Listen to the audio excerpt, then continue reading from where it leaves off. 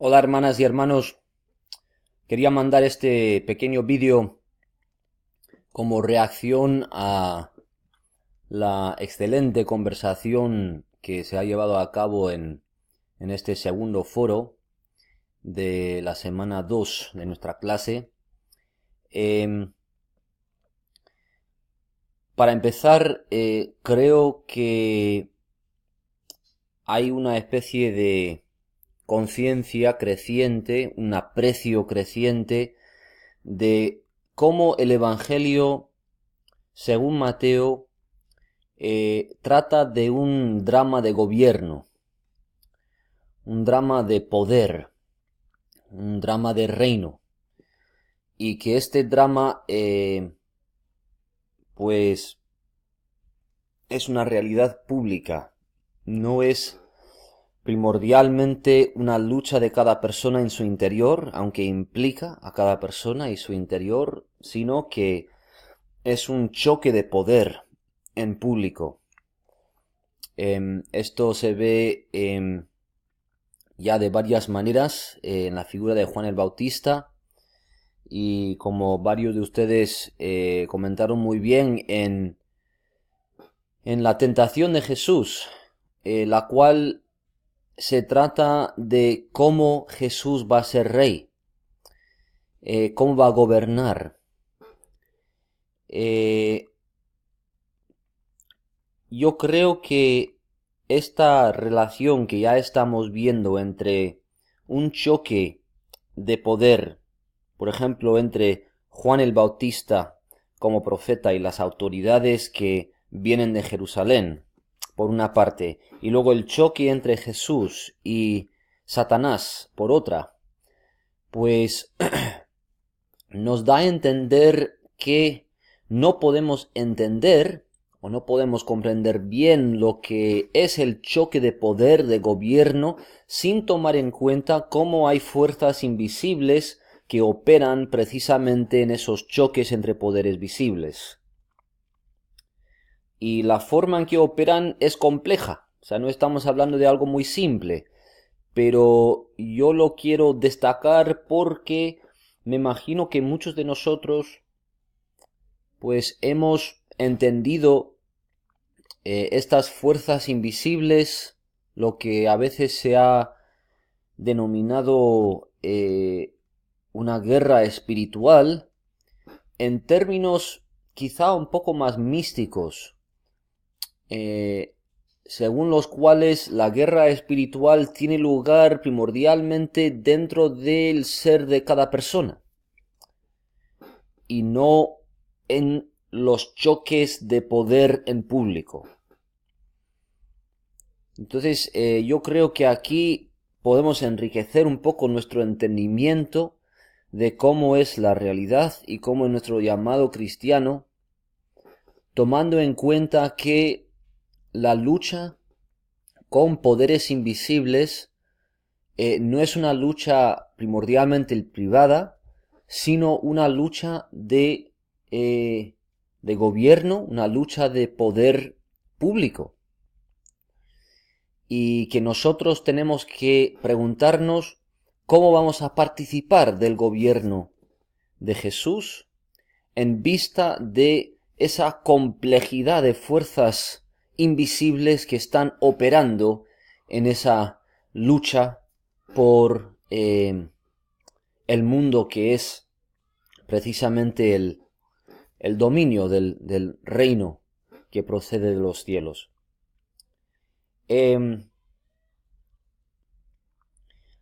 Igual conviene mencionar que a la hora de hablar del drama de Mateo como un choque de gobierno, tenemos que matizar un poco lo que queremos decir, porque nuestra mente igual corre inmediatamente hacia lo que pasa por gobierno en nuestra época.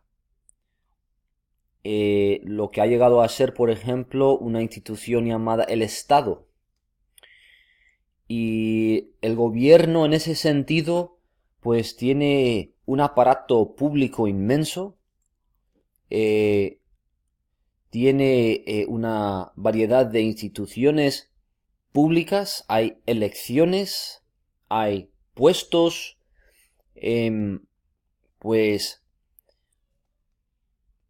para los cuales personas de la comunidad pueden ser candidatos,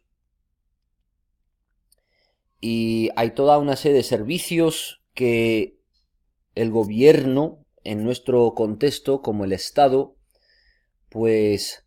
ha desarrollado. A veces pues se administra relativamente bien, otras veces muy mal, pero bueno, eso es lo que pasa por gobierno. En el contexto de esta narración pues no es así, porque estamos hablando primordialmente de estructuras de poder bastante tiranas y no muy desarrollados o desarrolladas esas estructuras para responder a las necesidades de la población, sino que son estructuras dedicadas primordialmente al mantenimiento del poder del régimen establecido. Entonces, ¿por qué es importante esto? Porque Jesús como gobernante, Jesús como rey, como lo estamos viendo en Mateo, pues a la hora de describir su vida, incluso como una lucha por gobierno, no estamos hablando de el esfuerzo de Jesús de convertirse en el siguiente tirano para sustituir al otro anterior. La forma en que Jesús gobierna es algo peculiar. Como vemos, su gobierno ya se está llevando a cabo pues de una manera más cercana a comunidades locales. Su actividad pues ordena, fomenta la vida, sí, pero no desde un monte lejano desde el cual él está dictando la política de su dominio, sino que se está llevando a cabo a través de su actividad en contextos concretos, palabras de enseñanza que responden a las situaciones en las que el pueblo se encuentra. Esto es importante luego para entender cómo nosotros vamos a participar de las sociedades en las que nos encontramos hoy día, porque creo que muchos de nosotros vemos que las estructuras de gobierno establecidas no son ajenas a lo que es el llamado cristiano, sino que en la medida en que esas estructuras afectan las vidas de la comunidad, pues nuestro llamado es participar de alguna manera de ellas, de muchas maneras diversas seguramente. Pero igual tenemos que recordar que el gobierno de Jesús no aprovecha cualquier estructura como si fuera la estructura inocente para aplicar su poder, sino que el gobierno de Jesús, siendo un gobierno público, también se dedica a cuestionar algunas estructuras establecidas, no solo aplicar su poder a través de ellas. Entonces espero que eso nos lleve a la reflexión sobre cómo vamos a participar nosotros de las estructuras establecidas, porque por una parte yo creo que hay que decir rotundamente que sí, que tenemos que participar porque el Evangelio es una realidad pública y no deja de ser una lucha por la sanidad de la comunidad en un sentido pleno del término. Pero por otra parte tendremos también que reconocer que las estructuras de gobierno establecidas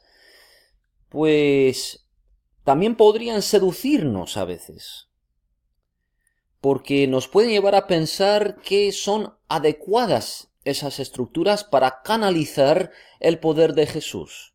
Y muchas veces yo creo que la comunidad cristiana no solo va a aprovechar esas estructuras establecidas, sino a veces también va a cuestionarlas, va a preguntar si son adecuadas esas estructuras para transmitir o fomentar la sanidad plena de la comunidad en la que están funcionando. Así que la narración de Mateo siga siendo revelación para nosotros, para recuperar el sentido público, gubernamental, que es la vida cristiana, por una parte, pero por otra parte, también para participar de lo que son órganos públicos en nuestro contexto de una manera crítica, de una manera comprometida con el estilo de gobierno de Jesús, por así decirlo. Bueno, siguiente tema que me ha venido a la mente leyendo los aportes del foro. Madre mía, me ha llenado de alegría ver cómo varios de ustedes han podido apreciar cómo la narración de Mateo recoge en sí las experiencias, los sufrimientos de partes de la población del mundo que muchas veces se han quedado al margen de lo que supuestamente es la revelación de Dios. Por ejemplo, algunos de nuestros autores y autoras nos han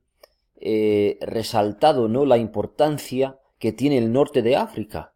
en la historia del pueblo de Dios. Pues un segmento, una dimensión de la historia del pueblo de Dios casi olvidada, ¿no? Y luego se pregunta sobre África como si fuese únicamente campo de misión, en lugar de origen de la fe. Total, mucho que comentar ahí, ¿no? Pero lo que me parece digno, ¿no?, de enfatizar es que lo que estamos viendo en el drama de la vida de Jesús y de su pueblo, pues es una realidad muy cercana a lo que han vivido mucha gente de Latinoamérica, sobre todo en la experiencia de inmigrar a un lugar como Estados Unidos, con todas sus ambigüedades, y que esta experiencia de inmigración, de buscar incorporarse en una sociedad que muchas veces es poco hospitalaria, es una experiencia ya muy conocida en el pueblo de Dios y, como estamos viendo, pues conocida por Jesús mismo. De ahí que podemos esperar la presencia poderosa e íntima de Dios precisamente en estas realidades, estas experiencias, estos dramas de comunidad, de lucha, que muchos de ustedes conocen muy bien en carne propia, y encontrar ahí no simplemente una posible aplicación de la fe, sino el corazón de la fe, el tipo de experiencias que generaron la fe en el drama del pueblo, en el drama del Hijo de Dios. Bueno, se me está acabando el tiempo de este vídeo. Voy a subir un vídeo un poco más breve, espero, porque hay un tema más que quería compartir como reacción a la conversación en el foro. Pero gracias por el estímulo de lo que compartieron